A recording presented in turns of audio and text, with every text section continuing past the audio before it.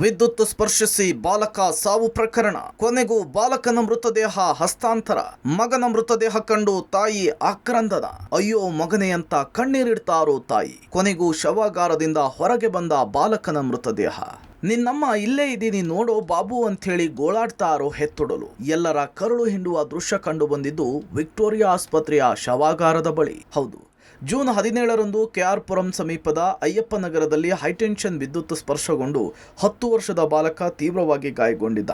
ಚಿಕಿತ್ಸೆ ಫಲಿಸದೆ ನಿನ್ನೆ ಮಧ್ಯಾಹ್ನ ಸಾವನ್ನಪ್ಪಿದ್ದ. ಇದ್ದೊಬ್ಬ ಮಗನನ್ನ ಕಳೆದುಕೊಂಡ ತಾಯಿ ಅಕ್ಷರಶಃ ಕುಸಿದು ಹೋಗಿದ್ಲು. ದುರಂತ ಏನ್ ಗೊತ್ತಾ? ಬಾಲಕ ಸಾವನ್ನಪ್ಪಿದ 8 ಗಂಟೆಗಳ ಬಳಿಕ ಕೆಆರ್ ಪುರಂ ಪೊಲೀಸರು ಎಫ್ಐಆರ್ ದಾಖಲಿಸಿದ್ರು. ಇದಾದ 18 ಗಂಟೆಗಳ ಬಳಿಕ ವಿಕ್ಟೋರಿಯಾ ಆಸ್ಪತ್ರೆಗೆ ಎಫ್ಐಆರ್ನ ಪ್ರತಿಯನ್ನ ಕೊಟ್ಟರು. ಇಷ್ಟೆಲ್ಲ ಆದರೂ ವಿಕ್ಟೋರಿಯಾದಲ್ಲಿ ಪೋಸ್ಟ್ ಮಾರ್ಟಮ್ ಮಾಡಿರಲಿಲ್ಲ.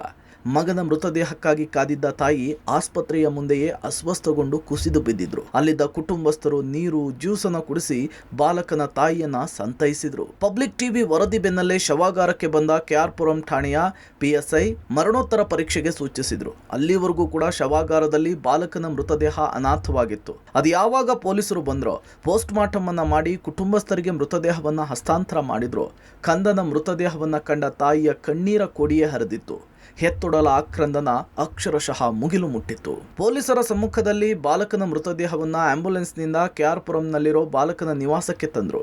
ಅಲ್ಲಿ ಕುಟುಂಬಸ್ಥರ ಗೋಳಾಟ ಹೇಳತೀರದಂತಿತ್ತು. ಬೆಸ್ಕಾಂ ನಿರ್ಲಕ್ಷ್ಯಕ್ಕೆ ಕಂದನ ಸಾವಾಗಿದೆ.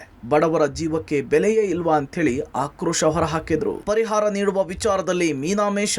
ಬಿಬಿಎಂಪಿ, ಬೆಸ್ಕಾಂ, ಕೆಪಿಟಿಸಿಎಲ್ ನಡುವೆ ಜಟಾಪಟಿ.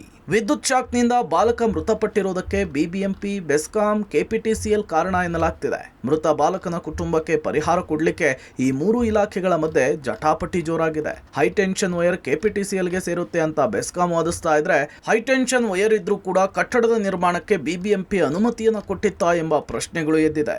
ಹೀಗಾಗಿ ಪರಿಹಾರ ನೀಡಲಿಕ್ಕೆ ನಮ್ಮ ಇಲಾಖೆ ಬರೋದಿಲ್ಲ ಅಂತ ವಾದಿಸ್ತಾ ಇದೆ. ಇತ್ತ ಮಗನೂ ಇಲ್ಲ, ಪರಿಹಾರವೂ ಇಲ್ಲದೆ ಕುಟುಂಬ ಕಂಗಾಲಾಗಿದೆ.